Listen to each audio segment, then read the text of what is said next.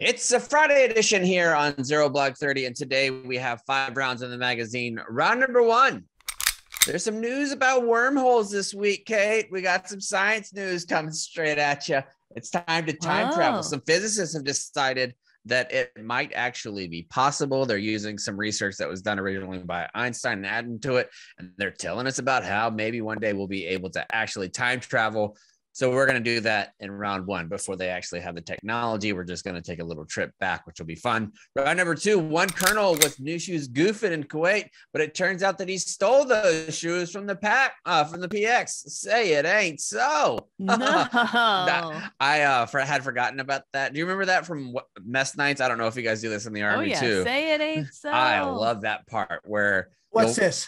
So you'll request permission to speak to the Mr. Vice or Madam Vice of the mess night. And if I'm just sitting in the audience, I'd have to stand up and I'd be like, Staff Sergeant Cawthorne request permission to speak to the Vice President of the mess. And then he would say, granted, or whatever. And then you would make an allegation, like I would do it against Kate, for example. And I would say, Mr. Vice, Corporal Mannion was caught picking her butt on the parade deck. And then the whole rest of the group goes, say it ain't so. That's cool. I miss the old say it ain't so. Those are fun. So we'll do that one again. Round number 2, one colonel with new shoes goofing in Kuwait, but it turns out he stole those shoes from the PX. You already read this one. That's what you guys would say. Say it ain't so. He was doing it again. So we'll do it a third time. Ready? A third time. Here we go. Round number 2, one colonel with new shoes goofing in Kuwait, but it turns out he stole those shoes from the PX. Say it ain't so. I fucking hate you guys. You ruined everything. Round number 3, Iran was playing a little helicopter chicken and ended up just 25 yards away from the ship's deck, which, as we know, how many feet is that in yards? Or how many feet is that, Kate? 25 yards. How many feet? 130. 130. That's exactly correct. Round number 4. No, it's not right, Kate. Oh. There's 3 feet in a yard. Come on. Oh. So like basic stuff. Round number 4. If you're on a ship, it ships for free. Parents are able to mail their titty milk. Titty milk. That's right. I didn't want to be the first one to say it. To their babies on the government dime. That'd be nice, right? Just stop by the old fob mail spot and be like, here's some breast milk. But they better be careful, Kate, because some folks call that liquid gold, is what they call that. Let me tell you, I'm working on a blog about titty milk right now, and it's like 10,000 words, and it is valuable stuff. The only time I've ever seen my wife act like Kevin from The Office whenever he spilled the chili all over the floor was when there was like 2 full bags of breast milk that fell onto the floor from the counter, and she looked like a broken person. Just like the amount of work and effort that takes, and it's all for naught, makes me want to die. Yeah. Yes. Mm-hmm. Yeah. What else is a lot of work? That's our guy Toby Hardin in round number 5. He wrote a book called First Casualty, where he basically outlines what happened in the first operations that originally took place in Afghanistan. So when September 11th happened, within a month, there was a group of CIA officers and operatives that were on the ground. And that was called Team Alpha, was the very first team that was on there, comprised of 5 gentlemen, one of which was the first casualty of the war. And he goes in depth. He actually went last year to talk to one of the main warlords that was involved there with the Mujahideen, and sat down in his palace and was there alone without any U.S. troops, any other U.S. folks. He was just sitting in the palace with this warlord that's basically been in charge of all kinds of war operations for the last 40 years. Pretty intense. I can't imagine. Like I told him, I was like, well, how does it even fucking come about? It's not like you can go on your United app and use points to get to where you need to go. And he was like, oh, buddy, it is a fucking process. So we talk about that in the interview. You guys are really going to enjoy that one. And so it's going to be a longer episode today, folks. So pull out your Black Rifle coffee if you got them, smoke them if you got them, and shove that shit down your old gullet. They're brewing all kinds of stuff. Say it ain't so. Say it ain't so. Indeed, they are. They got it in the can. Again, they got Black Rifle in the can. They got it in the mug. They got it everywhere. Any store, basically. Well, not stores. I want you to go to their store, blackriflecoffee.com. Use the promo code 0. You're going to get coffee straight to your door. Join the Coffee of the Month Club, and they're going to give you all kinds of different coffees that they have. You can pick from their darker roast, the medium roast. I don't know if they have a blonde roast or a light roast. I'm sure they do because they have basically everything, because the CEO and founder has been doing this stuff since he was an operator in Iraq as a veteran. It's a veteran-owned company, my friends. Go to blackriflecoffee.com, promo code 0, and you're going to get the best coffee in America shipped straight to your motherfucking door. Let's get going with the actual show. First up, we got Wormhole goofing, and I'm going to give you a little bit of info about what's going on here, because I don't want you guys just to come in hot, not have any clue where it's coming from. But recently, a theory was published about wormholes. It says that if they exist, they actually might be more stable than previously suggested. A new theory has attempted to explain whether wormholes, a theoretical connection between two separate points in space-time continuum. Kate, explain what that means. Well, essentially, we are in a giant tube of electrodes. You know, the ones at the bank where you put your money in the thing and boom, and then it goes, it sucks into the bank. Yes. That's what we're in, right? Essentially, the Earth is in one of those, flying through space. Exactly right. That's exactly right. It's like Bill and Ted's Excellent Adventure. That's exactly right too, Cons. Well done. So it was theorized by physics giant Albert Einstein and an American Israeli physicist, Nathan Rosen, who coined the term Einstein-Rosen bridge. A wormhole is a hypothetical shortcut that can facilitate the travel between two otherwise different points in time. And I was recently reading this book about this because my wife and I had a heated discussion one night after Jeopardy when we were talking about wormholes and if we thought space travel or time travel would eventually be a thing. Now, basically, time travel is already going to happen. And we are going to be able to see into the past, well within the past, with this new satellite that they have, or this new magnetoscope, or whatever the satellite shit that they have. They built it. It was like $2 billion. It's currently 150 times stronger than the next strongest telescope. With that telescope, they say they should be able to see so far back into space that they'll actually be able to see the Big Bang happen. Not like that they'll be able to see so far, because light travels so far that it'll be able to move past light and be able to see it happen. This is true. This is actually what's happening. And they got it's like a $2 billion telescope that they have actually going to happen. And it should be functional in the next 9 to 10 months. Well, we might actually see the pictures of the Big Bang happen, which blows. Trust me, I was 3G goofing on a flight when I was reading this book. And I was like, you've got to be fucking kidding me. And I almost broke one of my main rules where you don't talk to anybody on a flight. I wanted to be knocked over Susan next to me, like, Susan, get a load of this. You're not going to believe we're about to see the Big Bang happen. Are you fucking kidding me, Susan? Are you kidding me? So we might be able to see it. Preposterous. I can't put my brain around. So with this book, what the book was saying is that we will be able to see the past. You will not be able to interact with the past. And that's what people always want to see. Past light. It's like, do I really? I don't know. Physics wise, like they've looked at all the physics and they said it is possible to see in the past and not affect it. But you cannot interfere because then you change everything. So something like Back to the Future. I mean, come on, Doc Brown, explain this. But something like this, you could do it. You could do it. Imagine you're a caveman taking a dump in the woods and you're like so embarrassed about it. And all of a sudden this little satellite's hovering above you. So embarrassing. Yeah. So the new study, it analyzes wormholes using all these different crazy, I'm not even going to attempt to pronounce all these different names, but the study found that using this certain metric, a particle could be documented crossing the event horizon, the crossing point into the wormhole, and to go through it and reach the other side in a finite amount of time. That means that the path of the particle passing through a wormhole could be more easily traced using this method.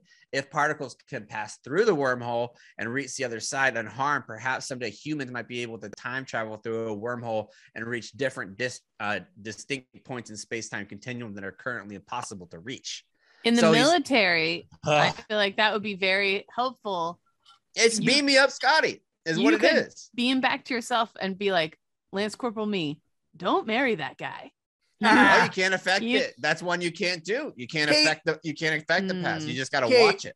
Yeah. And also, I think everything that has happened to all of us is what made us who we are today. So without that time in your life, who's to say you're even at Barstool? Oh yeah, we are definitely a product True. of our past experiences. True. Right. No doubt Absolutely. about So we don't want to, because you're right. I don't like this at all. I don't like time travel.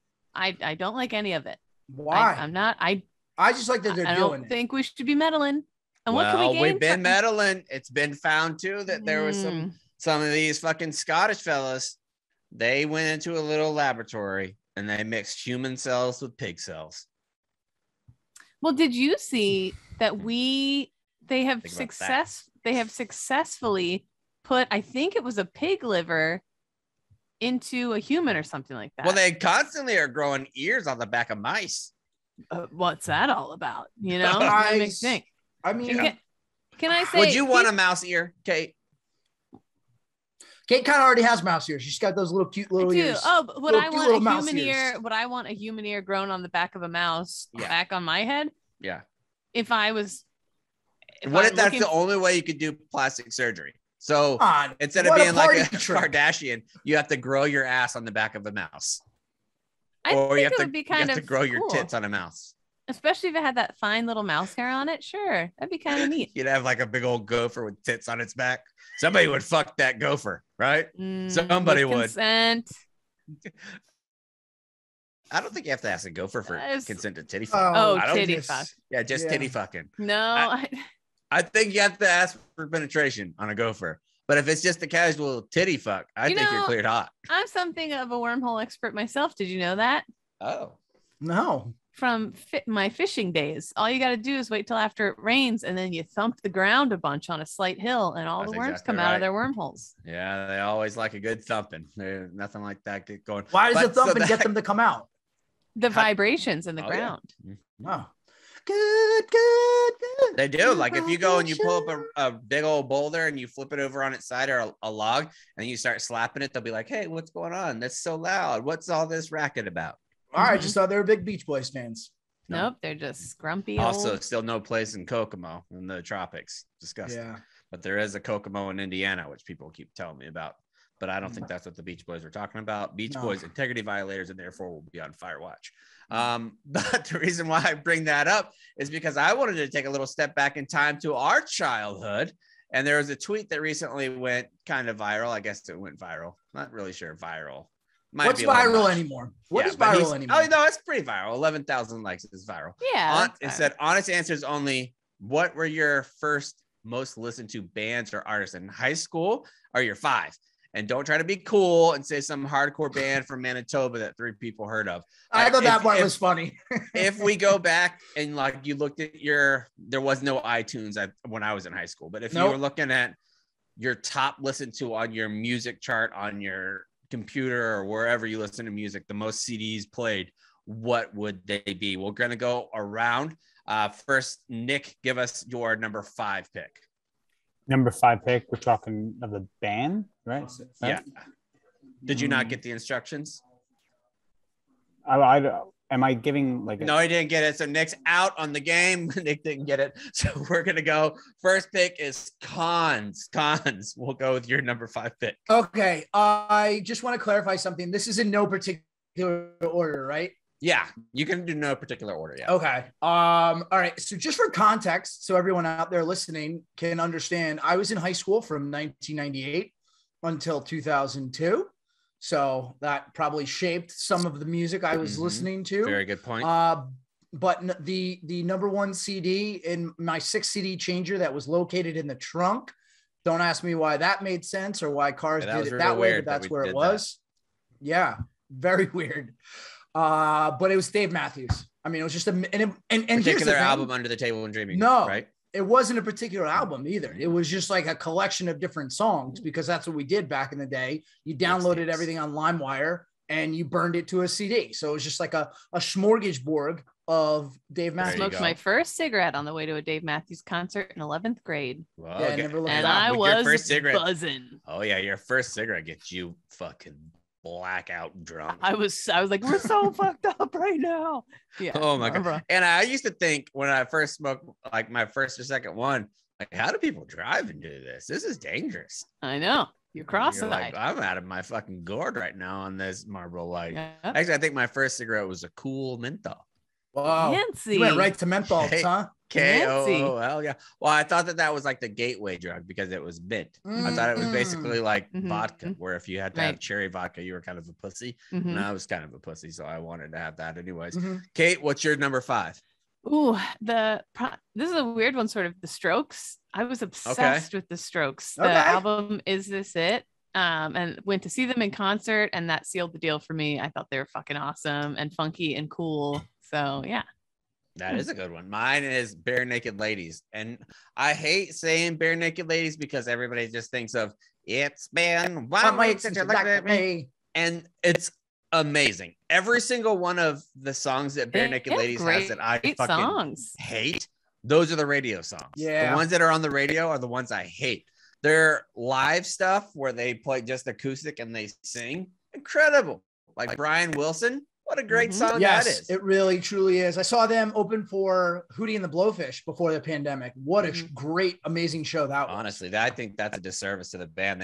They're not in a position to be opening for Hootie. They deserve to be on their own tour.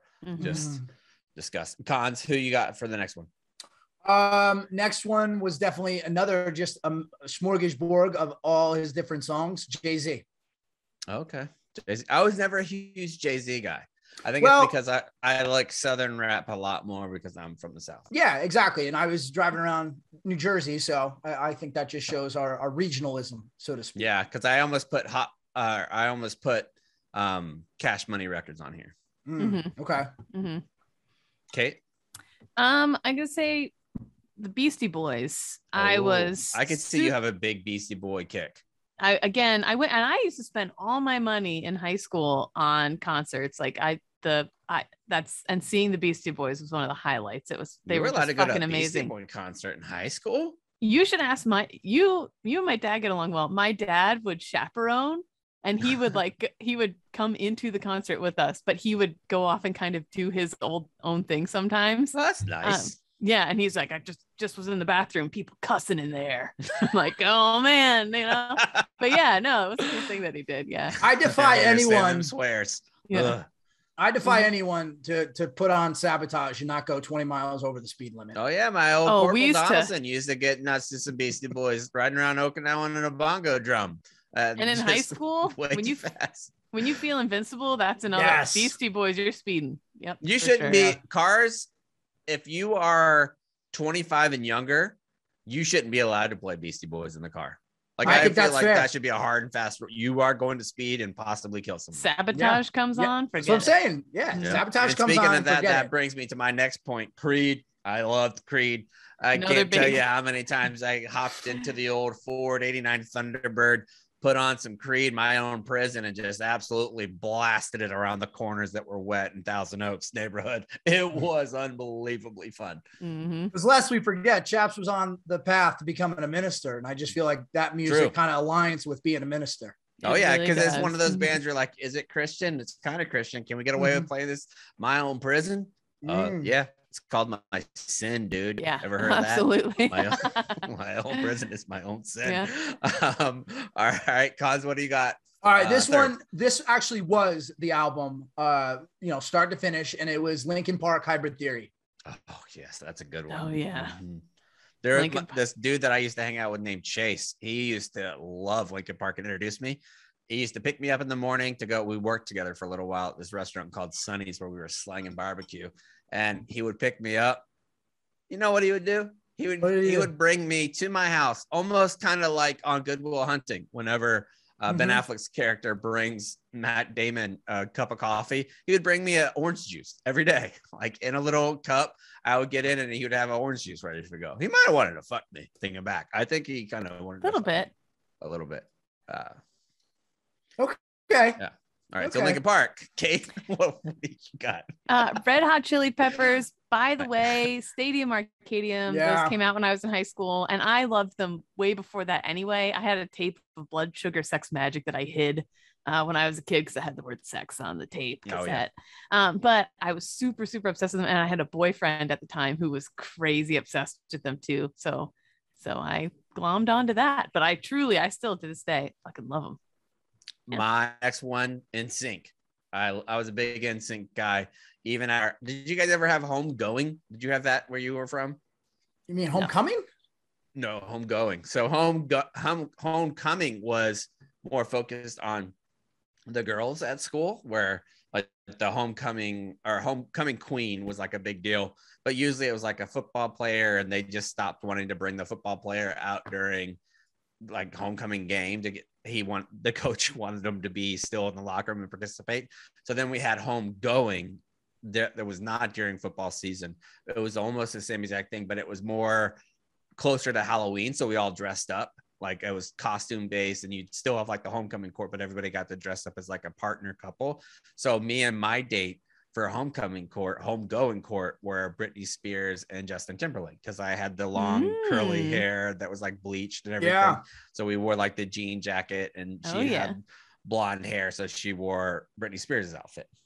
Listen, I think that's a fantastic memory, but I think that might be just unique to your school, because I've never heard of that before. But awesome. Yeah, it might be. Awesome. It could just be a very much a Kate thing. If you've ever done homegoing, reach out to me. I want to talk to more homegoing folks. And I would just like to point out, not on my list, but I mean, we were right in the height of the boy band craze. Oh, big time. I mean, and there's certain elements where you hit it just perfect. I think the folks that are around, I will say 48, 49 hit the New Kids on the Block just right. And then we got the next round. I think now it's probably the K-pop folks. They're probably the next like boy band thing. Maybe the Jonas Brothers. I don't know. Oh yeah, that was a big one too. All right, who do you got for, Con? Another mixed tape CD of OAR. Oh yeah, which is awesome, and especially now because Mark Roberge kind of floats around the Barstool universe. So I've met him a few times, and it's just kind of surreal. It's like, hey man, I used to jam out to you in my car when I was 17, and now here you are, just a nice, super nice guy. Nice guy. Yeah, OAR. Kate, very nice guy. I think for 4 at Foo Fighters, I was we had this alternative station in my Y100, listened to him 24/7. It's the reason I wanted to be on radio is because the morning show with Preston and Steve on Y100, which is something else now. But this is all the songs I'm listing are the ones that was in the heaviest rotation. But Foo Fighters and their music video. Remember, this was still music video time. Oh, big time. I would rush home from school to watch TRL sometimes. And so, Foo Fighters, their music back videos. On top again. Will anybody ever break her streak? My goodness. Good for her. All right. My next one is the Hot Boys. That's from Cash Money Records. I used to really like them. My friend Daniel used to have this white, I think it was like a 1993 Ford Escort hatchback, and he had some 12s in the back, and we used to roll around listening to the Hot Boys, which if you aren't familiar with the Hot Boys, that would include artists such as Lil Chopper, Lil Wayne. We had BG in the squad, and occasionally, even though he wasn't really a part of it, C Murder would make an appearance, and I was a big C Murder guy, even though he's still in prison for murder. Not good. Right. We don't condone that. Right. Number 5, Gods. Number 5, another mix CD of just Bruce Springsteen and the E Street Band. That would be my 5. True to you. Incubus, saw them like 5 times. I would play some of their tracks. Science album, so good. Morning, Wish You Were Here. They had this song, I Miss You, that was this like sappy, to see you when I wake up is a gift I didn't think could be real. And I would play that over and over and think about my high school boyfriend. Oh, speaking of NSYNC, those songs that bring you back to your first high school relationship, just so damn special. Getting finger blasted in the back of a 98. Absolutely. Oh yeah, getting a South Carolina squeezer right there. Yeah. Can you at least let us know to earmuff it? So pretending it felt good. Like we don't talk about jerking off. Like Kate live. Let her chill off if she needs to. Mr. Mannion, I'm sorry. Nobody in that era came within 5 inches of a clitoris, but you pretended like you were loving it. Oh yeah. Like they're doing a fucking digital version of an Etch-a-Sketch. Yeah.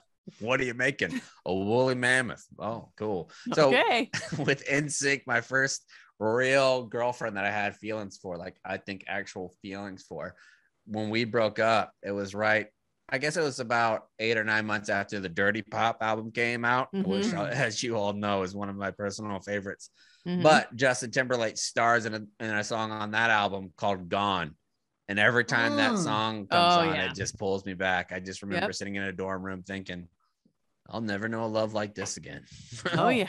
Yeah. I guess my life's over now. Here I am, 18, miserable. This is it. Yeah, I would do the same thing. Pile of my own emotional filth. With your shitty little headphones on, looking out the bus window. I had a clock radio that I had to go over and hit it and then walk back over, because now you could just be like, Alexa, play it again. Don't. So we get to play it again. But then you had to go over and hit the back button, which sucked. Right. Which brings me to my fifth one, DC Talk. What? You guys aren't familiar with DC Talk? Oh, no. They have a song called Jesus Freak that absolutely puts asses in the seats. I can't believe Is that a Christian band? Sorry, God, Kate. Enjoy hell. Yes, and it's a Christian group. My goodness. When I was feeling super pious out there, this bad boy's on and be like, look, nothing's gonna get in the way of me and my walk with the old JC. That's why I'm listening to He's gonna pick me up those footprints, man. Exactly. That's gonna be me and footprints him. in the sand. Can I say one honorable mention that didn't count because it wasn't when I was in high school? You gotta add one more. It can't just be playing by the rules. No. Okay, but the summer after freshman year of college, I had one of the very few times I was home from under the cork tree, Fall Out Boy's first album. Oh yeah, see, I was never a big Fall Out Boys guy. Wow. But I remember thinking the dude at the Panic at the Disco, that he was one of those kind of fellas who would get fucked by anybody. Like you see that guy walking around, you want to jump his bones. That dude's hot. Yeah. Sure. All right, Nick, now that you understand the rules, anybody you want to give a shout out to? Newfound Glory was huge. Oh, yeah. My Friends Over You. It was my ringtone when they only had the 8-bit type deal. Yep. Pretty much any Green Day album, they probably released a few during that time. Not like Doogie was too early. It was like 94. So looking at like Nimrod, like Warning, stuff like that. I was big into like just like the pop punk stuff. I was big, like even like Simple Plan, stuff like that. So but that's pretty there's much one song that was kind of in that vein. I forget who sings it, but I used to think it was hilarious. It was like, you make me come. Oh, that's you Lit. You make me Lit. completely miserable. So that's Lit. They did my Own Worst Enemy too. Oh yeah. They had that big song. And Good Charlotte. Good Charlotte as well. Oh, Good Charlotte had this song about how they grew up without their dad. That was like really emotional. It was like, "Dear Dad, I'm ready to tell you that we're fine with that." I used to listen to that. Yes. And I used to listen to that and be like, "I know what that's like." I had a great dad. I had the same one when I think it's Everclear. Whenever they had the song that was like, "Father of mine, tell me where did you go?" I was like, "Yes, man, fucking sing it with your bleach blonde." It. if we're talking about songs that just get you in your feels, did you guys listen to Dashboard Confessional? Oh yeah, hated them. Really? Hated I that. can see how Kate would hate them. I love them. They're too whiny. Annalise likes them a lot. She'll still, I love them. I know she's pissed at me about something, even if she doesn't know. If it's like cognitively buried and she's starting to listen to Dashboard, I'm like, I gotta get my fucking self right. If you listen to a lot of Lit, does you make me completely, if you're feeling completely miserable, go with our friends at BetterHelp. They're gonna help you get back on the right track with a little bit of therapy. It's at a low cost. They're gonna give you 10% off on your first month, which is fantastic. And a shout out to all those Gold Star families out there. If you're a Gold Star family listening, or if you know a Gold Star family listening, that's out there, don't forget to let them know about this program, because a lot of folks still don't know about it. Go to betterhelp.com/goldstar if you're a Gold Star family member, and they're going to get you free therapy for however long it takes. They're willing to stick in there with you, and it doesn't have to be 1 session, 2 sessions, 10 sessions, whatever.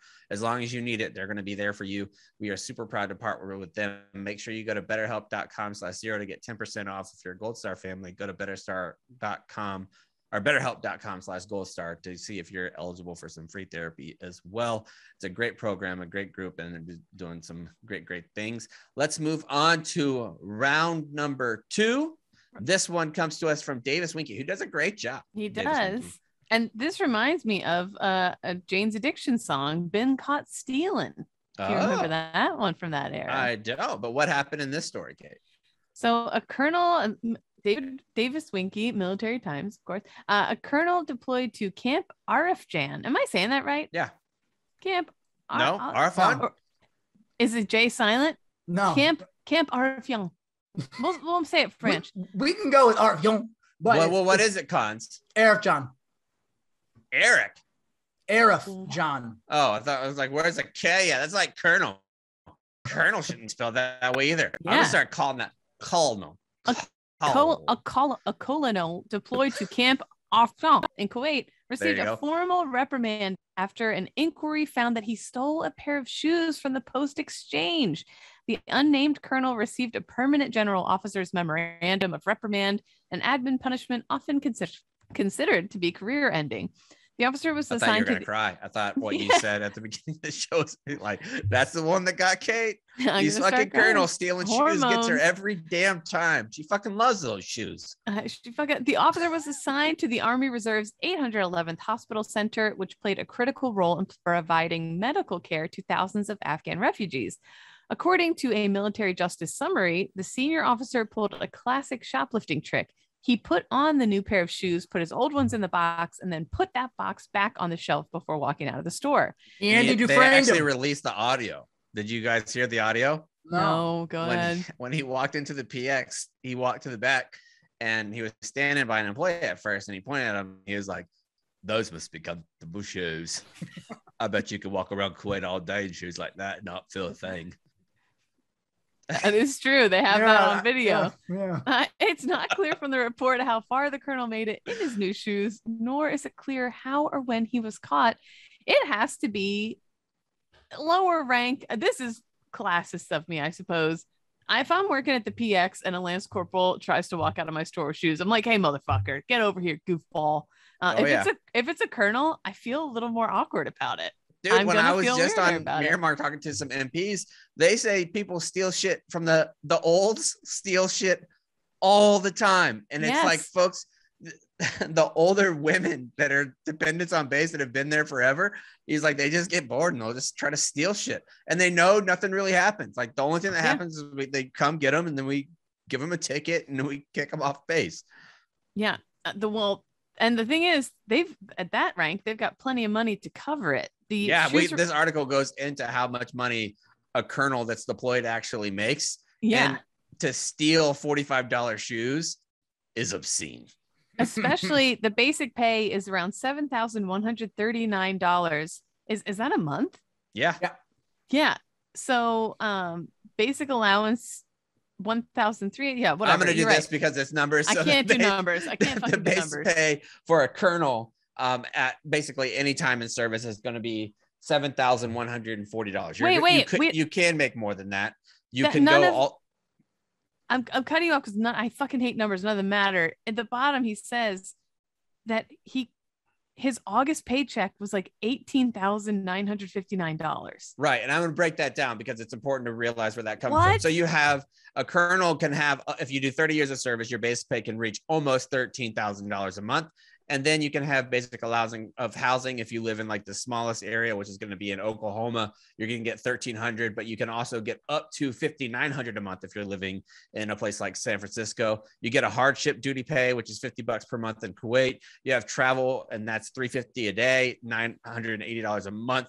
And then, so that adds up to you can reach almost $18,959 a month working as a colonel. So in order to steal $45 shoes when you're making that type of money, you're stealing just for the sake of stealing. You're not stealing because you have, like I've always said, if I worked in a grocery store and there's somebody that's coming in there and the things that they're stealing is bread or apples or something like that, I feel like my heart would be like, damn, like they're really just trying to eat. You're a colonel stealing $45 shoes. You're stealing it just for the sake of stealing. Yeah. I mean, that's works out to $250,000 a year. Not too shabby.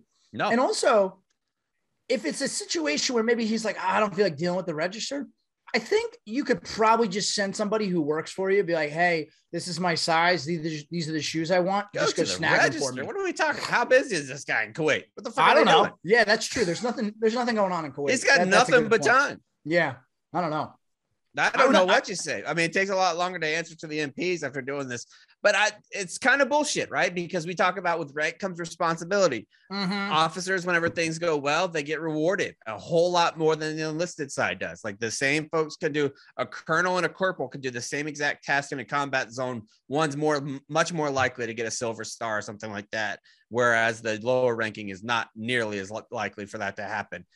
In this case, if a corporal did it, I feel like the punishment of having an NJP for larceny is appropriate. In a colonel's case, absolutely not. Like whenever you have higher ranking, you have higher responsibilities, and the punishment should be higher. I feel like this is a loss of faith and trust and confidence that you can carry out the things. If you're doing this, what the fuck else are you doing? Right? Man? Yeah, that's all about integrity. If you don't have integrity and leadership in the military, you got shit. You really do. Who's going to respect this? Even if he's not in command position anymore, or she, even if he or she is not in a command position anymore, you got to get them the fuck out of there. You got to move them stations. You got to move them out of the way, because I've learned, even through my own situations, a staff NCO or above in a place where they're no longer in real responsibility, there's nothing worse for unit morale and unit cohesiveness than having somebody who's a high ranking person sitting off to the side doing administrative stuff that's below their rank and responsibility. Yeah. And not only that, but the amount of respect lost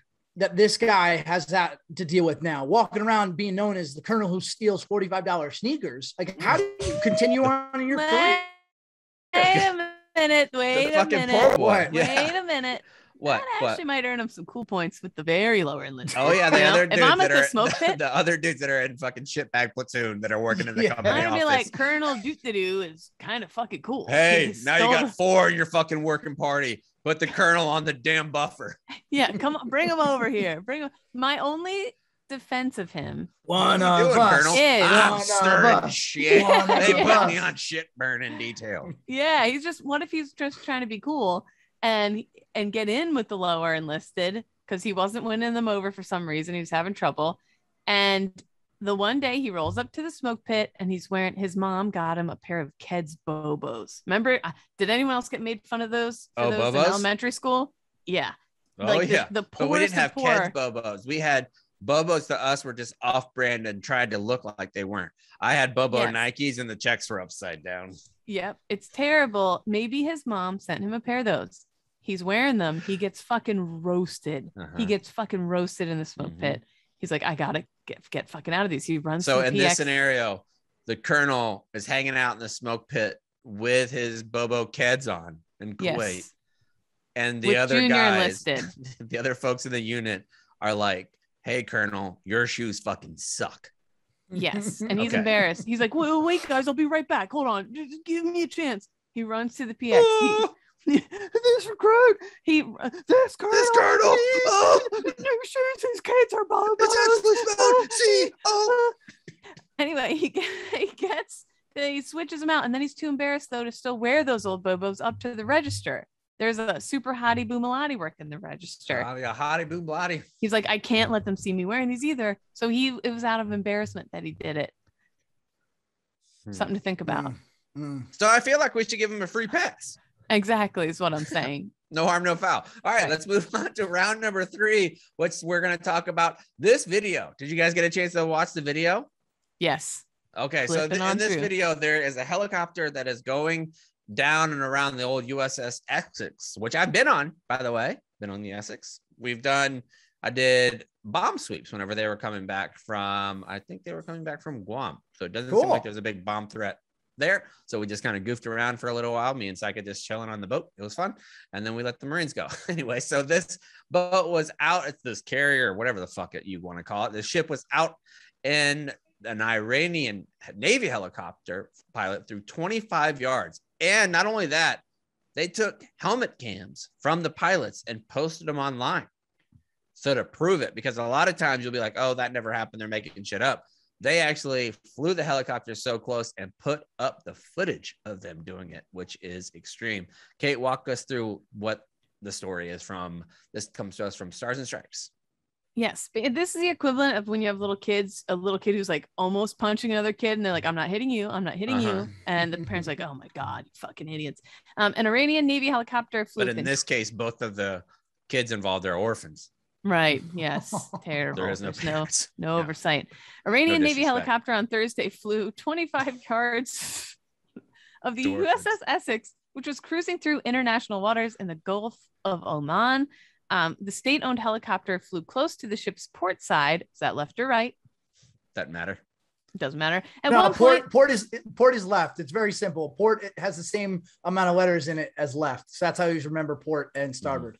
yeah, good to know. Well, they're on the left side. That's the crypt side, as low as about 10 feet. What am I doing? No, you're crip walking through this story. Just keep Okay. going. Anyway, they were about 10 feet off the surface of the water. The helicopter circled the 820-foot long ship 3 times before leaving. The Essex is a WASP class. That's Protestant, I believe. Amphibious yes, assault exactly ship. right. Without It's a getting white into Anglo-Saxon Protestant Yes. varietal of ship. Absolutely. Without getting into specifics, the crew of the Essex took the appropriate force protection measures that they felt they needed to and acted in accordance with international law. There was no impact ultimately to the Essex's transit or to its operations, but that doesn't mean this wasn't unsafe and unprofessional. Kirby I like also the idea of having the skipper of this boat. This is unprofessional. Like Yeah. screaming at them. Yeah. And it does affect you. That's got to affect your morale. Like if you're supposed to be the biggest, baddest Navy on the planet and somebody come and buzz you, that'd be like being, I don't know, like Andre the Giant and having Nate come and give you a nuggie. Like you don't want that. Can't touch us, can't do anything to us. Can't do anything. That's You got what to they're at doing. least fire off a Hellfire missile. At least. According to Kirby, he said, when you have another armed force, in this case, the Iranian Navy, that flies like this, you definitely run the risk of some sort of escalation and a miscalculation on either side here. And that's not helpful. This one ended peacefully, but it doesn't mean it was safe and professional. It absolutely wasn't. On this ship, if you're the main commander of this ship, you got to be real nervous, hoping that all the little trigger fingers on your boat are calm and cool and collected, and that nobody's like, you know what, fuck them, and because that could be the start of the next great war, like things like that. So, or that there wasn't a helicopter malfunction, and then ding, it kamikazes into the side of the Essex. Anyway, the chief of fun naval facts, operations recently came out about this, and he actually went on and brought the Iranian pilot, into the locker room, and they were both standing there shirtless. And the CNO looked at him. He's like, "You're being reckless," and he was like, he snapped his teeth. "Yeah." He snapped his teeth at him. It was right. Yes. Yeah, reckless. I am reckless. Right. That's right. That's right, bitch. Hey, Iran, I got a message for you. Fucking stop it. Yeah, knock it off. Let's move on Knock to off these round number. games. Let's move on to round number 4, where we're gonna get into some weird stuff again, because that's kind of, I guess, what we're doing today. And this one feels like, and not to say that sending a little bit of tit milk is weird, but that's exactly what's going on in round number 4. Kate, what's going on with the titty milk? By all means. By the way, the comments, whenever anything surrounding women in the military having babies, what a shit show. Men, grow the fuck up, grow a pair of balls, and be a man and get over it. What I really believe this is coming down to is that people who aren't masculine are so concerned about not being masculine that anything that like validates their little masculinity even slightly, they have to go over the top about. Like that Matt Walsh character that's constantly online tweeting ridiculous shit about women. It's like, you're the one who is going to be doing traditional masculinity. Have you seen yourself, guy? Like Ben Shapiro too. Like, you're the one that wants to be masculine, fella. Right. Who knows? But I digress. So when Major Jenna Waits, an Air Force weather officer, was preparing for Army Command and General Staff College in Kansas earlier this year, the nursing mom faced a dilemma: how to feed her infant when she was away for 10 days. Her solution was to ship a 45-pound case of breast milk, enough for 14 days, at the cost of nearly $500. In fact, many military moms have to ship milk when they are on temporary duty because they don't have enough at home to feed the baby while they're gone. The only way they can ensure it stays frozen is to express mail it. But that cost simply isn't feasible for many new parents in the military. Just last week, we were talking about food insecurity. People can't even afford food. Back when I was young, second lieutenant, non-reimbursable shipments totaling hundreds of dollars would have barely been affordable to me. Support is coming, though, thanks to a group of volunteers from the Department of the Air Force Women's Initiatives team. The effort also included representatives from across the Defense Department. The fact that this isn't just automatically covered by the government and that some outside group has to step in and take care of it is absolutely insane to me. Yeah, like it was like what I said last week about being able to expense your gas to the Department of Defense if you have to drive on post every day because you're going to work. The Department of Defense should pay for this. This is ridiculous. Yeah, and people might say, oh, well, why wouldn't you just give them formula? You have no idea what it's like until you're in it. It's totally up to you. If that's what you want to do for your kid, you don't have to answer to anybody. You should just be able to do it. It's stressful enough to be away from your kid for 10 days while you're still breastfeeding or while you're still giving them milk. It is so, even coming to work at first until I got the hang of it was so incredibly, and not because of Barstool or anything like that, but it just is really stressful. Like figuring out how to pump and store the milk and get it home still cold and blah, blah, blah. It's a lot of fucking hard work. And I think ultimately it should be one of those, it should just fall into the category of, is this good for our people? And one, this cost can't be astronomical for the government to incur.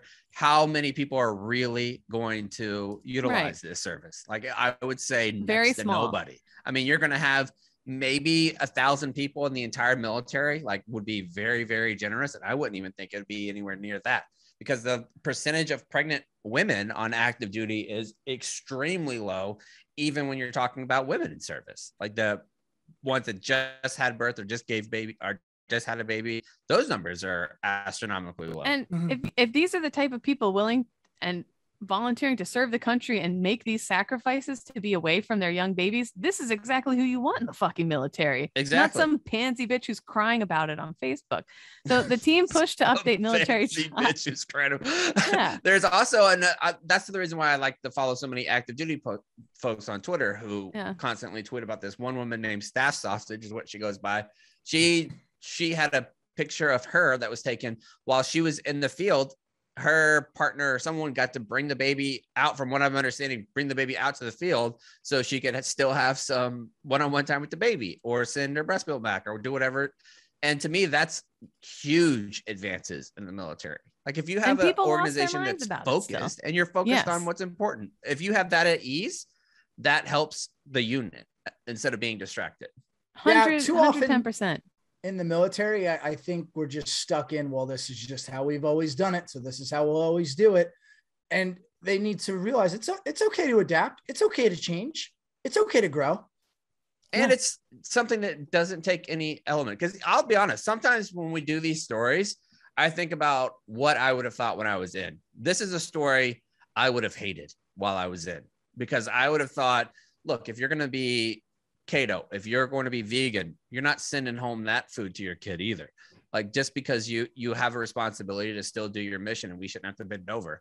But logistically, we know that mail comes in and goes out no matter what. Does this make it a little bit more difficult with cooling and storage and all that? Sure. But you can do it. And it's just another thing. Like it's just another aspect that you have to consider logistically. And once you do that, it's already in place and it should be fine. Well, I got so angry. It turns out there is a change on the way. I should have read over. The team pushed to update military travel regulations so parents can be reimbursed for the cost of mailing breast milk while the mother is separated from the baby. January 2022, according to an Air Force release. The move would be an upgrade from current policies, which offer you a safe place to pump and store your breast milk and cover the cost of a pump and other nursing supplies for up to 3 years after the child is born. On average, nearly 1/5 of all active duty airmen leave on temporary orders within a year after their baby is born. And again, this is a whole new perspective to me, like how stressful even just sending him to daycare was. Chaps, I say this to you now, like in private, sometimes I'm like, I don't know how you did it when you were basically a single dad with a baby, like having to be away from her all the time. Like it is so incredibly difficult. So, and especially breastfeeding adds a whole other layer to it. It's just, it's so much work but it's a labor of love. Like it really is. So stopping breastfeeding altogether can take a mental and emotional toll on new parents, can lead to higher incidences of certain health condition like cancer and diabetes, and paying for formula or shipping breast milk have their own cost too. So I'm glad that they're getting a better handle on all this stuff. It's about damn time. And yeah, it's about damn time. So I'm glad to hear that this change is coming. And if you're a breastfeeding mom in the military, you're fucking badass as far as I'm concerned. You use formula too, good on you. I mix both. Who cares? Okay. All right. So now we're gonna Can't shift stop into. talking about it. Yeah, I know. Yeah, And if so you'd like to hear sorry. more of these stories, Kate, where Uh-huh. can they go? Did you know your nipples can have up to 20 holes on them? No, Yep, and- but It's where can not we go to just one find this hole. information? Oh, hi, Chair on Barstool. A lot of different things going on, and if you need to keep an eye on that breast milk supply that's in your refrigerator, you could do that with Simply Safe. Make sure that you put one of their Wi-Fi cameras right near your fridge, so if people are messing with your breast milk, you can pop up over a loudspeaker and say, "Hey, that came from my tits. That's not for you. It's for my baby." Which I think might be Simply Safe's new tagline. Those are Simply Safe's biggest discounts of the year. You can get a complete home security system for just over $100. And you think $100 is a lot? No, it's not if it's keeping your breast milk safe, because guess what? A wet nurse can cost up to $1,000 a week. Okay. Did you know that? I mean, that's an incredible amount of money. I know, $1,000 a week. So if you could pull in, let's say you pull in 5 families that you can really breastfeed for, you're making 5 G's a month, $20,000 a year, $300,000 a year on some breast milk. That's some good damn business. But if you can't do that, if you're not in the position to afford to be able to do that, to get a wet nurse, you might want to get Simply Safe, because they are going to have you take advantage of every single Black Friday deals. Get 50% off your new home security system. Put that new camera right by the old refrigerator. Simplysafe.com/ZBT. Again, that's simplysafe.com/ZBT for 50% off your entire security system. Keep your family and your nipples safe as possible with Simply Safe. All right. That was Wet nurse. I haven't heard that term in a long time. I didn't know it was a real thing. I thought people were Yes. goofing when they said wet nurse. No, question. it's And very you're real right. thing. There, some of the nipples are like fucking spigots. Like you're doing the old yard with. They'll give me 20. Like it's. I have a Nipples, question, man. I have a question They'll because I get don't know. When it comes to wet nurse, is that a thing that's still done? Oh yeah. Definitely. Okay.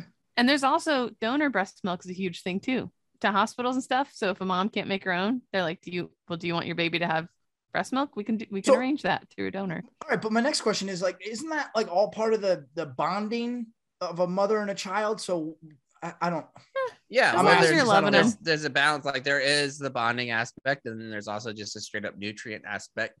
And I would think that most pediatricians would say that the age of the milk lines up with the age of the mother, like, or with the baby. Like for the mom, you get different amounts of nutrition, like the colostrum, right from the jump. But I've never been sure, and I've never really brought it up to a pediatrician. Could you just pump your tits forever? Like basically turn yourself into a milk cow? Like if you don't ever stop and put like cabbage over them bad boys with salt, like what can you do it forever? I don't know if you can do it forever, but there is, or till menopause, I guess. I would imagine there was a show I watched on Netflix where both of her kids now were like age 4 and 5, and they weren't breastfeeding anymore, but she was just pumping. She was selling it online. Like you're saying, you can make a lot of money. She was selling it online, like meeting weightlifters in Starbucks and selling them, like passing them a cooler under the table. We had one of them on our radio show for like $20 for 4 ounces or something crazy like that. But anyway, you got to pump the numbers up. I think you got to go $20 an ounce on breast milk. She was going on years still pumping. And remember, that was the family that still used, she's like, oh, the whole family drinks it. My husband and I put it in our cereal. We never have to pay for milk anymore. Like it was an extreme case. Oh yeah. That one. I remember that one. Can you do like a catheter for breast milk? Like where you take a bunch of tiny catheters and put them in all those little 20 holes. And then like you strap like a sack to your under tit. I'm sorry, isn't that really what the it's a pump? No. Pump. Where you don't even have, it just does it naturally, and then you just unhook and hook it back up, and it's like catching it like they're called like one of those hakas and stuff. Horses in Central Park that you put the basket for the shit underneath it, but instead of shit, it's breast milk.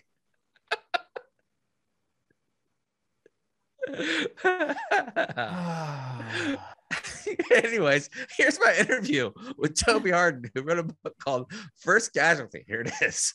Now 0 Block 30. I'm privileged to have Toby Hardin, who is a journalist who has done some of the most ballsy things that I've read about in a long time. And we've talked about Afghanistan extensively on this show, especially in the last couple of months when it feels like people actually give a fuck again, which is which is nice in a lot of ways for military members to hear and see people caring about what they're going through. But we brought on Toby so we could kind of go back to the beginning, because I saw a statement that you made the other day. I guess it was a couple of weeks ago now, where you mentioned America and the allies, the UN won the war in Afghanistan in the first 90 to 120 days, and then spent 19 and a half years losing it continually. Is that a pretty accurate statement of how you feel after doing such extensive research for your book? Yeah, I mean, I'm always reluctant to be, the smart ass sitting at home in Northern Virginia, 20 years later. But you've had boots on the ground in Afghanistan too. Maybe not with the weapon, but you've been there. So you have some skin in the game too. True. But I do think a bit of humility is in order. Like, nothing there was easy. And even at the end of the successful period, the end of 2001, it was kind of a provisional victory, just knocking over the Taliban. That's the sort of, in a way, the easy bit. But I do think the early principles were correct. Light footprint, hundreds of Americans sort of in the wings, but an Afghan fight, supporting the indigenous allies against the foreign invaders of Al-Qaeda, Arab Al-Qaeda members. That was kind of the right formula, and we went way wrong after that. But another kind of point about Afghanistan is it's Afghanistan. Right. Strange shit happens. It's weird. We will never understand it. And in fact, somebody should write a book called Afghanistan: strange shit happens, because that's exactly right. Yeah. It's just like, so David Tyson, who was the Uzbek speaking case officer, former academic, who's kind of in a way the central figure in First Casualty, because he was with Mike Spann when Mike Spann was killed on November 25th, 2001. I mean, he lived in Central Asia for years. At one point he didn't possess a pair of shoes. He'd gone native so far, and so steeped in the culture and the languages. And there was this kind of point where the kind of penny drops point, in the first few weeks. And he's like, it will take me several lifetimes to understand these people in this place. And so it's almost like the more you know, the more you realize what you don't know. And I mean, if somebody like David Tyson could not, work out this place in a lifetime, then what chance has, USA, Inc. and conventional military and all the rest of it. Right. And I think that's kind of, you nailed that part in your book too, where you talk about the DOD just looked drastically unprepared going into the conflict in Afghanistan and Iraq really as well.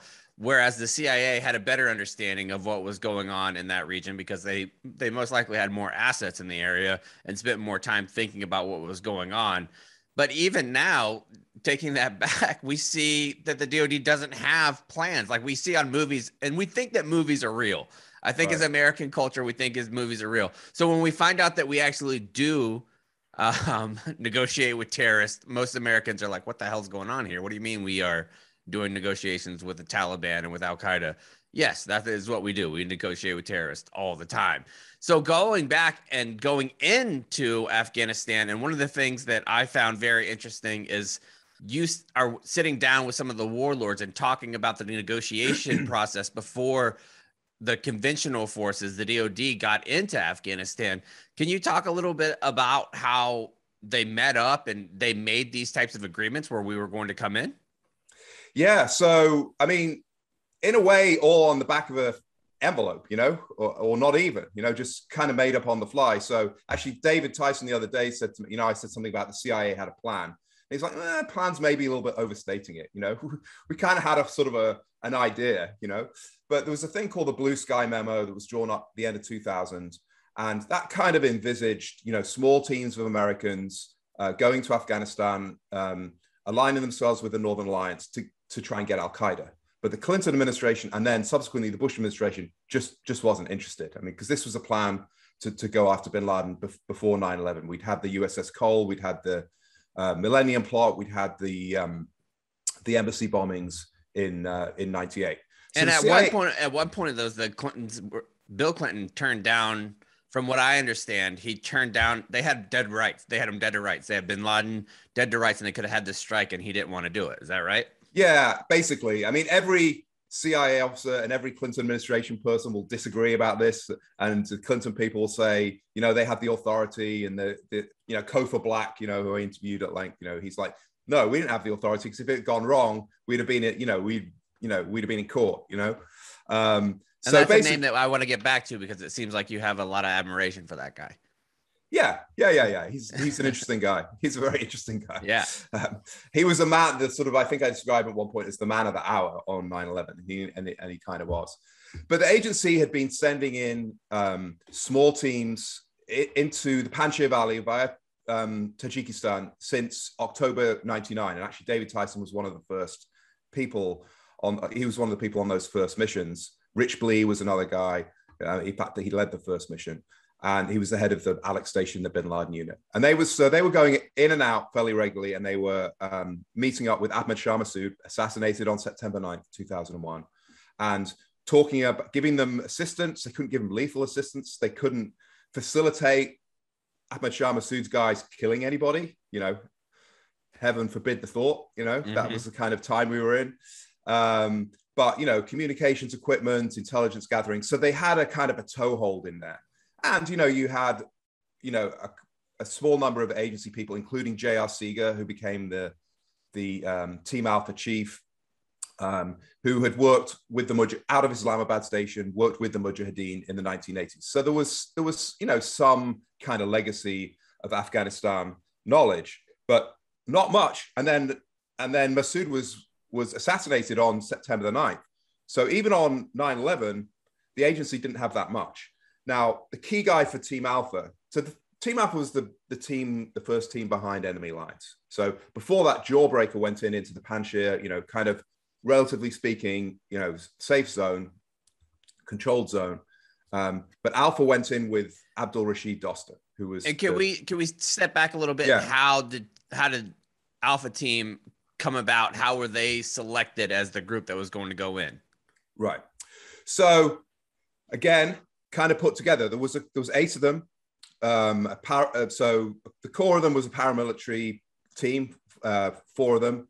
But the 4 that were added were not paramilitary. So J.R. Seeger was a Near East Division diary speaker, the guy who'd worked with the Mujahideen in the 80s, former 82nd Airborne officer. All 8 of them were military or ex-military. And then you had David Tyson, who's the Uzbek speaker, former academic, relatively new into the CIA. And then you had a medic, Mark Rausenberger, who died in the Philippines in 2016. And then you actually had a Green Beret captain who was attached, partly kind of as a sort of liaison, but also because CIA didn't have that many paramilitaries on 9/11. They didn't have enough for all the teams. So they were augmenting them with Green Berets and in some other teams, SEALs and Delta. So, Mike Spann was a paramilitary. He was Marine Corps Anglico officer. And so basically on 9/11, Mike Spann's in headquarters.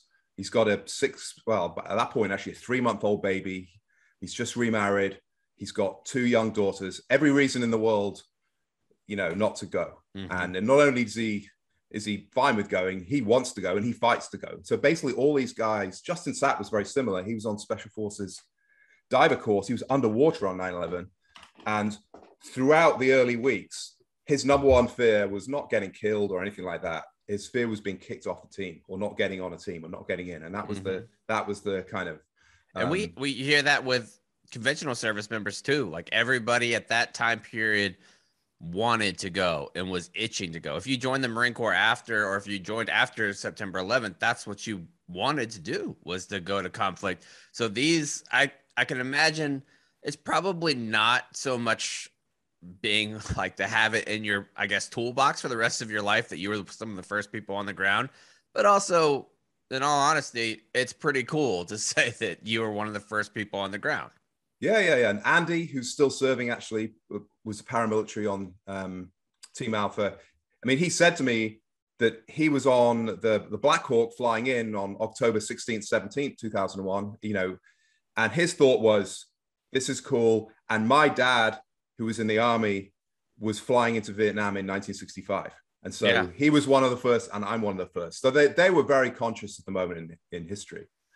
And as a journalist, I can also relate.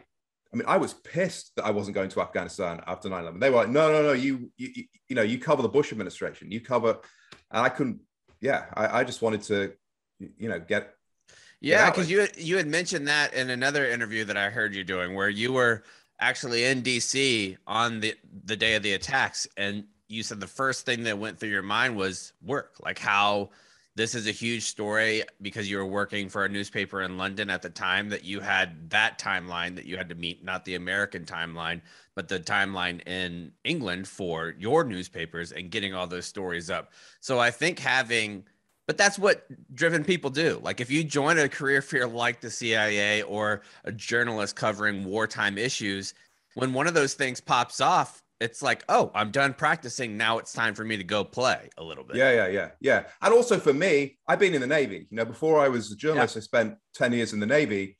I was in Scotland during the Gulf War, and I did the opposite of the draft dodging. I wrote a letter saying, send me, I can be spared. And my boss in Scotland was pissed. He was like, don't ever do that again. He said, because obviously if I'd have been taken out, the billet would have been gapped and he wouldn't have had, a number 2. Yeah. And I remember to do more work. That's exactly right. Exactly. I know. And I remember saying to me, Toby, there's going to be plenty of chances for medals. And I remember thinking, no, there won't. No, it's not. I was right. I left the Navy without a single medal. So I definitely had this, I know you got some. So, I never saw combat. And so and I grew up with my father in the military, 4th generation military, my grandfather's World War II medals and everything. So there's something in me. Maybe it's not super healthy. I don't know. But there's something in me that's drawn to that stuff. Probably not too healthy, Toby.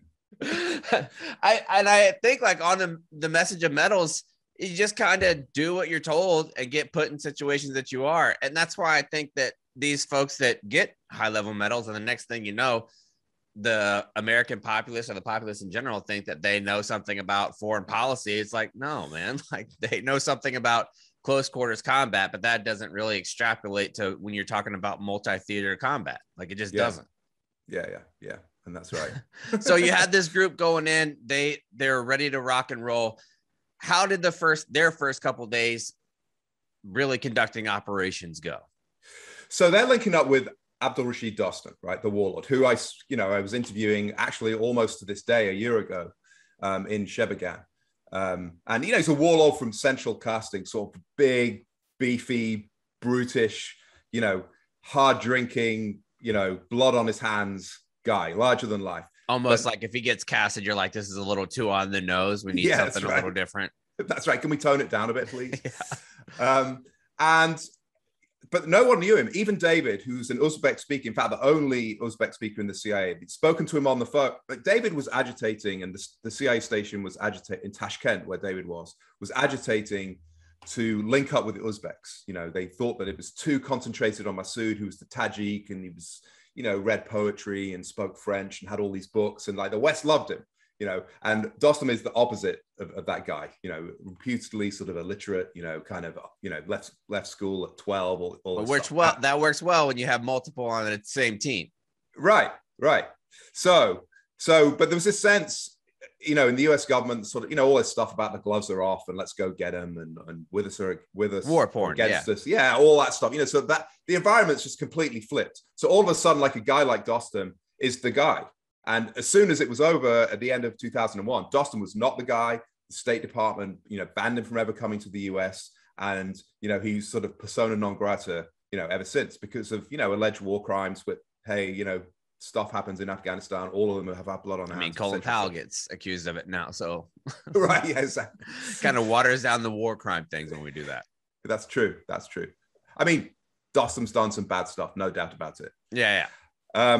But so they fly into the Darya Suf Valley, south of Mazar-e Sharif, these 8 guys on 2 Black Hawks into the unknown. And Dostum is there. And he's like, come and have some tea, And so they sit down and, Dostum, a bit like Kofa Black, was the man of the hour because he had the men, he was in the mountains, and he wanted to kill the Taliban. He wanted to fight.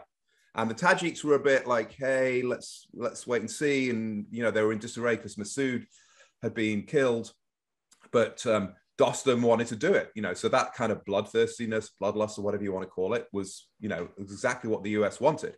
Now he had his own interests. I mean, he just wanted to regain power in the north and get rid of the Taliban, US and CIA wanted to get to Al Qaeda and Bin Laden and stop the next attack, but their interests were exactly aligned at that point.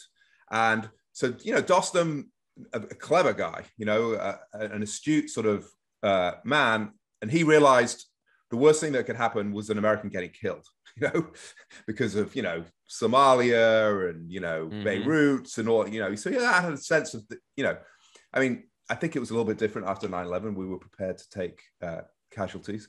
But, so Dostum, who ruled his own kind of guys by fear, he assigned a bodyguard to every member of Team Alpha. So Justin Sapp, who was the Green Beret captain, 29-year-old guy, he goes to take a shit, and this Afghan follows him. And he was like, no, don't worry. It's okay. You don't need to come with. And he was like, no, you don't understand. Dostum will kill me. He will chop my head off if you die. So it's not about, I mean, there was the hospitality thing, but basically, so anyway, they kind of sorted that out, and Dostum became a little bit more comfortable. Also, it's so crazy to think that now, being 39 years old, somebody 29 is put in this position, one of 5 or 6 people that are in the position in the country to do that. 29 years old, bananas.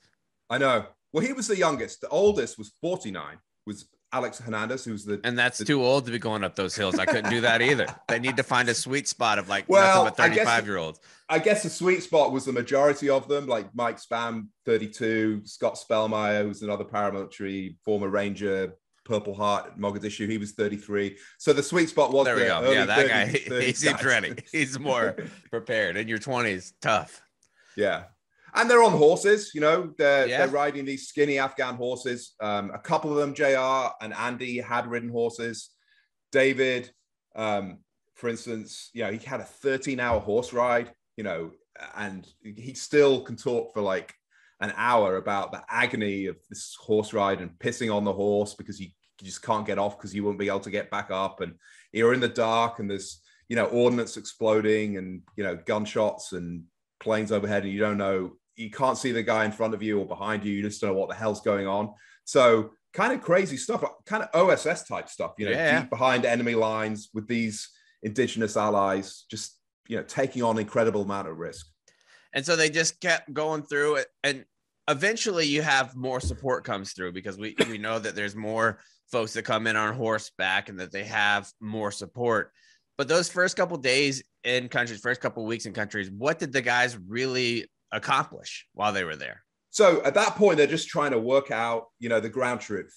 And so what they didn't fully realize, because, with I don't know, you have to be face to face, was that there was a guy called Atta Mohammed Noor, not to be confused with, Al-Qaeda suicide bomber on 9/11, Mohammed Atta, but that was a little bit of a confusion at the time, even amongst some of the US military. But Atta Mohammed Noor was like a Tajik warlord who was nominally under Dostum. Atta didn't see it like that. He thought he was Dostum's superior. So one of the first things I had to do was work out this rivalry. And Atta wouldn't see the CIA, and he was all upset. I mean, some of this is just kind of juvenile, like, oh, he has an ODA coming in and he has the Americans. Why don't I have, a Green Beret ODA and some Americans? And he got, $1 million. The agency brought in $3 million in non-sequential $100 bills, on the plane. So money's a big part of it. So now people are buying cigarettes for $100. Oh, it completely fucked up the local economy. Oh, I bet, because that's more money. Like each thing that they're handing out, each individual bill was more than some of the people's yearly salary. Right. So you want to buy 3 sheep, $100, because they didn't have anything smaller. So there's no change. Right. So yeah, and you had these crazy scenes with US airdrops coming in, with Afghans who desperate. Just so the airdrops obviously never landed in the right place. They landed on a mountainside or across the other side of a river and all that stuff strewn all over the place. And these Afghans, it's the original loot box for people that plays video games for like Fortnite, just drop in random places. Yeah, and they're descending on these things. And Dostum's guy, I mean, there's in the book, one of Dostum's guys just shoots one of them. Hits this old guy in the chest who's got a sucking chest wound just for like basically trying to feed his family. It was brutal. So they're having to deal with all this. And in the end, actually, that 13-hour horse ride, 3 of Team Alpha, went off to Atta linked up with him, prepared for Team Bravo to come in, CIA Team Bravo, and an ODA 534. So ODA 595 was with Alpha and Dostum. So they had to sort of replicate, what they had in the first couple of days with Atta to get Atta literally pointing in the same direction towards Mazar-e Sharif with Dostum. And they managed to achieve that. That was pretty complicated. And, it looked in those first couple of days, there was a distinct possibility that Atta was going to attack Dostum. Again, back to this is Afghanistan. Strange shit happens. Right. And then you could have got Americans getting caught in the crossfire, just sorting out kind of how the battlefield needed to work, was their first kind of the first thing I had to do. And your book, First Casualty, goes into a lot of depth about what they actually did on the missions, how they came about, and just fascinating things that, one, I don't know how you pull all that together and keep it all in your brain at the same time and then produce this book right at the time when Afghanistan becomes hot again. What great timing on your part. But a couple of weeks ago, we had Jack Murphy from the Team House on, and he talked about being able to sit down with Bashar al-Assad in the palace and how kind of surreal that was. Going to Afghanistan and hearing an account that you were there for 6 weeks, about a year and a half ago, 6 weeks, and you sat down with this warlord. One, how do you go about setting something like that up? Like, does it go from, because I do this podcast, we talk military all the time.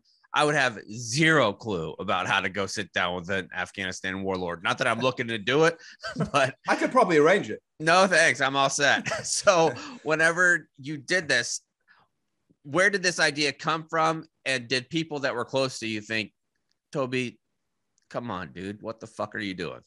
My girlfriend wasn't particularly impressed with me going to Afghanistan last year. And of course I said, so it was actually a year ago. I was there so also I missed Thanksgiving. I was there for the US election. I watched. That's actually a good time to be in Afghanistan. That's a good time to get out of here. That was a little bit of my calculation, in the short term. So I watched, Trump losing on Indian TV, all these people gesticulating and did they have the map too, where you could point to everything? Yeah, they have like this is London County, Virginia, right here. So they actually got 50 votes right here. They have a big pack. Pennsylvania's coming in. Like, did they have somebody doing that? Did. And really? They had like a Hindi-speaking sort of John King, Wow. Yeah, with the wall. I would have never thought. Like, it's amazing how much we don't. I bet if you polled 100 Americans, you would have maybe 5 that would know who the current prime minister of England is. Like, just England. Talk about India. I bet they couldn't name a single person in India's government, let alone have somebody that was going in and counting different votes. Yeah. No, they had Indian Americans on, and they were talking about, what's happening in Virginia and how it's now a purple state and it used to be red and all this. So they were into it. Wow. It is kind of entertaining. Like, this last couple cycles, it's been pretty entertaining. Like, not great for the country, awful for the country, but entertaining nonetheless. Right. It's just like, as if you're covering sports or something, Exactly. But, so I had this idea years ago. So I was fascinated by, I covered I was here for 9/11, and I wrote a couple of news stories about Mike Spann being killed. And I remember Shannon Spann, his widow, who's also a CIA officer, speaking in Arlington at his funeral and being very moved, and then everything moving on. But then I was actually in Iraq a couple of years later, and somebody said, do you ever see the footage of that CIA officer in the fort in Afghanistan running for his life? I said, no, I don't think so. And I watched it on YouTube, and that was David Tyson. There was a little clip of him on German TV. And so he just fought his way, probably killed 2-3 dozen Al-Qaeda, fighting his way out of the southern side of the fort. And he was clutching an AK and his Browning high power. And I remember seeing his eyes, because he then was burst into this building and sort of bumped into all these German journalists, and he was on film with a sort of 1,000-yard stare. And I remember looking at him thinking, like, wow, what are you going through? You've just seen your comrade killed. You've just killed loads of people. You don't know whether you're going to live for, the next 5 minutes, the next 5 hours, or what. And so I was fascinated by him, and I tracked him down in 2013. He couldn't talk because he was still in the CIA, and then he retired, and contacted me and said, I'm ready to talk. And I was like, maybe there is a God, you know, because Yeah. he was the key guy. And so, you know, at that point, you know, I really wanted to do this. You know, I was also interested in the Battle of Kalajangi because you had the SBS, British Special Forces, Green Berets, you know, Dostum and his guys. You had the 10th Mountain. You had, you know, airstrikes and AC-130s, like everything in one place. And I just love that, you know. I mean, to me, the sort of putting it all together is just incredibly sort of exciting and making sense of something that's very complex. And so as part of all this, I mean, I had to go there, you know. I mean, I've done 2 books before. One was in Northern Ireland, you know, one was about Helmand and the Brits. And, you know, both times I was there and I walked the ground, you know, and I would sometimes, you know, when I'm trying to establish like what happened in incidents and stuff, I sometimes like have a kind of like a stopwatch and drive. I think this couldn't have happened this way because you couldn't have driven that quickly enough. And, you know, and seeing distances and just the smells and the sounds and sights, you know, you have to be there. And so I had to get to Kalajangi and I had to get to Afghanistan. You know, I've been there a bunch of times before. And United doesn't fly there 3 times a week from no, New York. No, but, you know, they fly to Dubai and, you know, so, you know, so I was at that point, you know, I was talking to David Tyson, other members of Team Alpha, and they have links throughout, you know, Afghan Americans and in particular Uzbeks because, you know, they still love Dostum because they fought alongside him. And no matter what he did before or since, or, you know, what his human rights record is, you know, he was their staunch ally and his guys died alongside them, you know, and Mike Spann, you know, died alongside them. And so there's a close connection between them and Dostum. Dostum had a representative in New York called Ayub Irfani. And so I contacted him and, you know, it took months. But, you know, because Dostum's, it's very kind of, you know, it means people are always trying to assassinate him. So, you know, it's hard to pin down. I was just thinking that. Exactly the fact that dude lasted 20 years, like the whole time is, I mean, that's no small feat. Well, he nearly died of COVID in the summer. That nearly wow. took him out in the end. So he's like 60, I think he's 69 now. But anyway, you know, I wanted to see him in Shebegan or Mazar-e Sharif in the north. I didn't really want to see him. So he was sort of in exile in Turkey. He's always getting kicked out for a year or two and coming back. And so I didn't really want to go see him. I wanted to see him in his environment. I didn't even want to see him in Kabul. But anyway, I flew over. They said, okay, so he's going to be available probably, you know, you never get like it's going to be 10 a.m. on Thursday, right? You know, at this place, you know. So I flew over. Nothing happened for 2 weeks. Warlords don't stick to their Google Calendar. No, and they don't even have post-it notes, you know, on their shelves in front of them.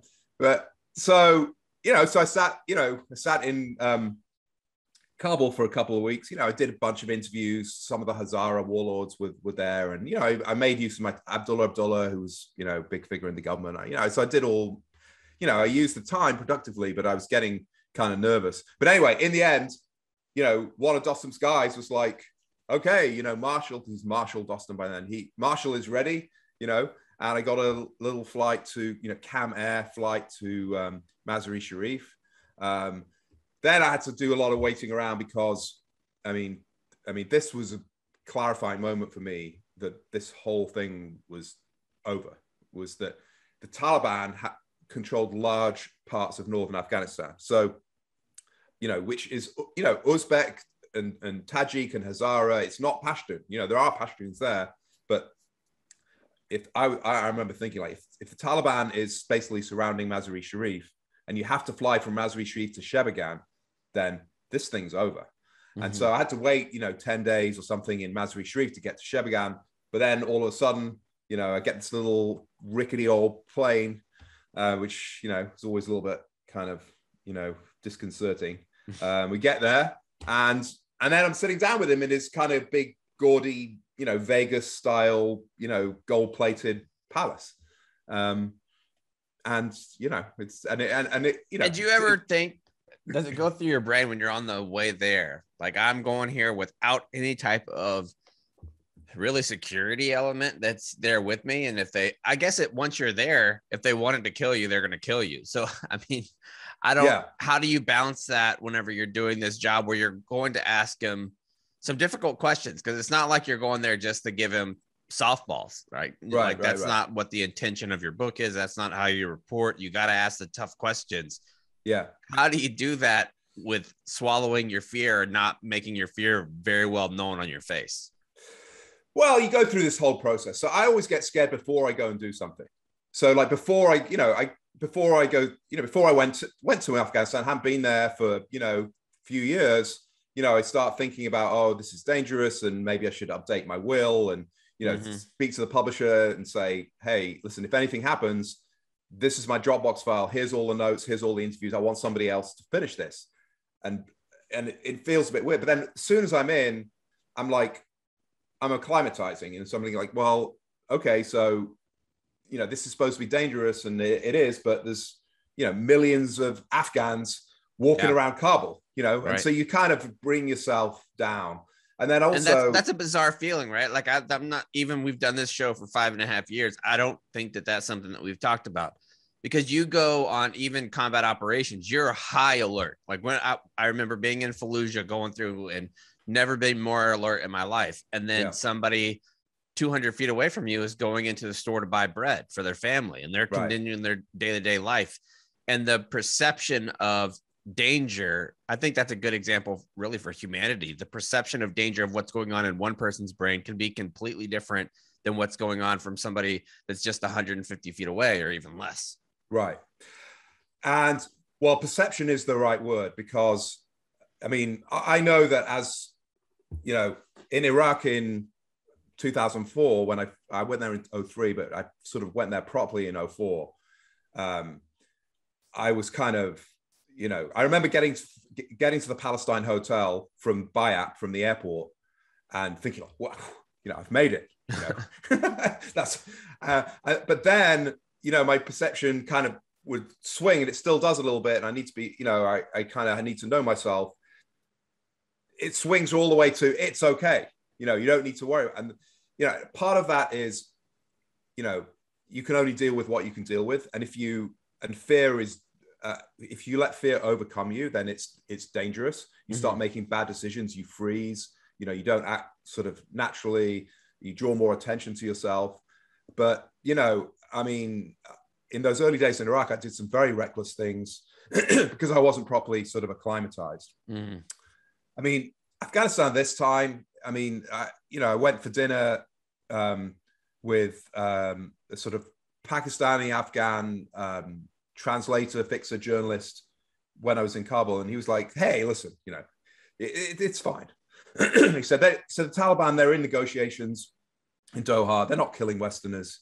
They don't want to kidnap people. He says, it's usually the bombs go off. They want mass casualties. Usually they're early in the morning because the bombers, the sort of accomplices, obviously usually a suicide bomb, want to get out. So, if you go out after 11 or whatever, you can sort of, you wander around, you'd be totally fine. And so I did. And you sort of just like, oh yeah, just got to go out past 11 and we'll get blown up. Good. Right. And also once I'm in a place, I'm kind of all in. Like I'm there, I'm there because I need to do something. Yeah. And so it's completely self-defeating to get there and be like, oh, I'm really scared. I'm just going to stay in my hotel room. You can't be in the mud and scared to get dirty. No, exactly. And, and also I guess there's always been an element of me, which is sort of like fatalistic. Like, if it happens, it happens, but you've got to live your life and you've got to go out and do stuff.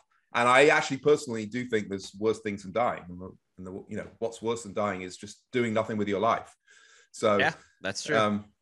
So and the best part about it is it ended up being completely worth it. The stories that you got and the reporting that you did, I think is some of the most accurate that I've seen, like between you and Mr. Phillips, who we had a couple of weeks ago on the show, or Craig Whitlock talking from the Afghanistan papers. The two types of reporting, very different. Yours more narrative driven and following a specific team. His is more overarching. But to have that type of reporting and see really putting those two books together gives you a great example of what actually happened and what should have happened in Afghanistan. I don't want to give away too much of it, but I do want to encourage our listeners to go and check out First Casualty, the untold story of the CIA mission to avenge 9/11. It is an incredible book that I think that when we look back 20 years from now, we look at certain books of what to look for from World War II, from Korea. This will be one that's paired on the narrative of what happened in Afghanistan through the CIA lens in the first couple of months. I appreciate you taking the time to come on the show, Toby. Thank you. Sure. Thanks very much, chaps. Glad to be with you. And where can people follow you on Twitter and things like that? I'm trying to be very available. So at Toby Hardin on Twitter, Toby Hardin 1 on Instagram, and the website is tobyharnden.com. So you should be able to find me. There you go. All right. Thanks. So we appreciate it. Shout out to Toby. Thanks for coming on the show. We appreciate it. He's also going to be on the Team House this week too. So check that out. He's a great dude. All right, let's move into save rounds and alibis. Nick, I assume you're prepared for this one. Nick, what do you got? Actually, I have a question. I was thinking this morning, what was like the caffeine situation in the military? Like, was coffee like the same everywhere, or did different bases, did they have different? Did people brew their own? Just generally curious about, because I hear you guys talk about like crushing monsters and like energy drinks, but like, what was that? What was I would that say situation? there's two things that most troops had. The first one, Black Rifle coffee, and they use the promo code ZBT for their coffee at home. They got that all the way. And two, with the nutrition aspect of it, because they're drinking so much coffee, they needed a great nutrition program, which we get with Trifecta Nutrition. If you believe in UFOs, you better believe. And a key to getting in shape is 80% diet related. ZBT supports all the military servicemen and active women and veterans out there who are doing their thing. And Trifecta helps you take care of your body. It has an in-house registered dietitian that can help you serve and get ready to do things that even Navy SEALs wouldn't even know about. So if you don't have to suffer to eat healthy, make sure you get these, pop them into the old air fryer. They're never frozen. They got shrimp, steak, chicken, all the good stuff. Make sure you go to trifectanutrition.com. You're going to get the promo code 0 is going to get you 40% off. 40% off. Well, 40% off at trifectanutrition.com. All right, go ahead, Nick. Yeah, so my save round is essentially just curious about the whole like caffeine situation in the military. It's very, very unhealthy. Like, so is it more like energy drinks, or is like coffee a thing? Well, it depends on the rank. Like once you're a staff officer, like I feel like each office has the stereotypical on its last like coffee maker that's just constantly that's probably never been use. Really clean, but just rinsed out. Right.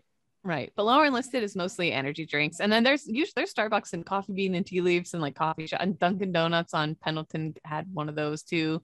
So sometimes coffee, but lower enlisted is mostly big time coffee. Monster vibes. Yeah. Yeah, I was just curious. Yeah, and all the Go ahead. Yeah. I was just gonna say all the older folks, they would always just have these like dirty, grungy, from home mugs that they would bring around all the time. Yeah. Cool. Yeah. All right, Cons, what do you got? Some big news for you this weekend if your Roadrunners could get a win, huh? Huge. It'd be 11-0. 11-0. Then I think if we do win this one and could beat North Texas, and then you got to play the Conference USA. But if they run those games, they got to put them in a New Year's Day Bowl. I would think have to. One of the only 3 undefeated teams left, and the 2 of those won't be undefeated by the end of the season. Georgia probably will be. Maybe Cincinnati too. I mean, I think it just comes down to, getting an invite, obviously. So, I mean, they would deserve it, certainly. We'll have to wait and see. I hope it works out for them. I'd almost rather them not. So then I can be indignant about it. That would almost be better. Yeah, because I don't want to go to a bowl against a team like Alabama and get our brains blown in. Don't want that. What are the projections right now for them? I don't know. I haven't seen. Anything else? Nope, nothing. Kate? I don't think anything for me, really. I'm very excited about the ad that we have coming out for Barstool's Black Friday sale. They did one single drone shot that started 2 blocks down in Manhattan. And we only had, it was basically like one of those super elaborate Domino's things. We only had 1 shot. Every employee that was here in the office was positioned and was given a specific thing to do when the drone came by. We had 1 shot to do it. And it was like things that could have gone horribly wrong and ruined everything. And in the 1 shot, everybody nailed it. And I'm so excited for that ad to come out because it was genuinely so much fun. Like the office was buzzing after it. So be on the lookout for our Black Friday. And we were all showing off the Black Friday merch, which is coming up and everything, which is like legit good stuff. And the things that these folks could do with this drone. Amazing. Were you in the office, Cons? at all whenever they're there? I was there when they were doing like the practice run. Nick was there, and this guy is so unbelievably accurate. Yeah. A guy that he was downstairs somewhere and can fly it inside the building without even being in the building. And he comes whipping around this corner, like on the office by where they do the rundown. And he stopped it like 3 inches from my face and then just like tilts it to the left and the right, backs up a little bit and takes off again. I was like, holy shit. These guys threw me for a loop. He's the Blue Angels of drones. The drone shook my second screen. He got that close to my second screen on my computer, like came whizzing over my head. And like the wind was like, thing was like humming. Yeah. So I just tried to stare down into my salad. I was like, no eye contact. Yeah, and we couldn't look at it either. That was part of it. And it was like the hardest thing in the world. It's like with young troops when an illume pops up and they're like, don't look at the illume round. But yeah, you can't help it. So anyway, I'm just excited for that to come out. It's just a fun thing. And have I talked and if about you've seen it, yet? if you want to know what they've done it on Monday Night Football, and they did it on for the Ryder Cup too. So the one for the Ryder Cup was unbelievable, where they started out on the course and go through like the clubhouse and all that stuff. And they fly by Jordan Spieth whenever he's sitting down eating breakfast, and it goes straight out and out of the window of the clubhouse. Yeah. Unreal. They also did one in a bowling alley that went super viral because they were like, it was as if the drone was the bowling ball and he was able to maneuver it through down the lane and back inside the inner workings of the fucking bowling alley. Yeah, it's pretty cool. So anyway, pretty excited for that. Do I have anything else coming up? Nope, just being me. Traveling with the baby for Thanksgiving next week, but I'll talk more about that on. Yeah, what a teaser! My goodness, gracious! I hate you. Shut up. Not to put you on the spot. Not to put you guys on the spot, but what does our schedule look like for next week? That's something we'll talk about next week. I'm not sure. I have one saved round, and that is I recently started. Today was the first day that I've done the daytime weed with the Texas medical marijuana statute. Now for veterans with PTSD diagnosis can get it. I feel great. If you might have noticed during the show, I'm feeling happy and just loving life. And I'm glad that I did notice. Yes. Yeah. So that's fun. And then lastly, I want to give a shout out to the Army doing more good things. The Army, I'll say the Army right now, the Army and the Air Force probably tied. Maybe the Army a little bit ahead for making advances in things that need to be advanced. And one of those is the way that sergeant majors are assigned. They are changing the way that they are evaluating sergeant majors. So then those shitty sergeants major who rise to those positions won't be in command sergeant major position. And it is unbelievable that it is 2021. And just now branches of the armed forces are like, maybe we should not just evaluate everything positive people do and actually talk about the negative some as well, because that's it's a pervasive thought on so many evaluations across the board. The more if somebody's really bad, you still say positive things just with less exclamation points and less adjectives attached to it. Like that's the way evaluations are done. It's high time that we start being for real about the evaluations that are done, and the Army's doing that. So I'm super glad. And that means less people will hopefully have toxic leadership, which will help everybody across the board. Other than that, that's all I got. We'll see you. Kate has some special operators on the show next week where she does an interview where they're going to be talking about all the different things that those guys are doing. It's going to be a great interview. You're going to want to hear that. And we're going to talk about Thanksgiving, and God, we cannot wait to talk about baby travel. It's going to be fantastic. We'll see you then. It's on the retreat.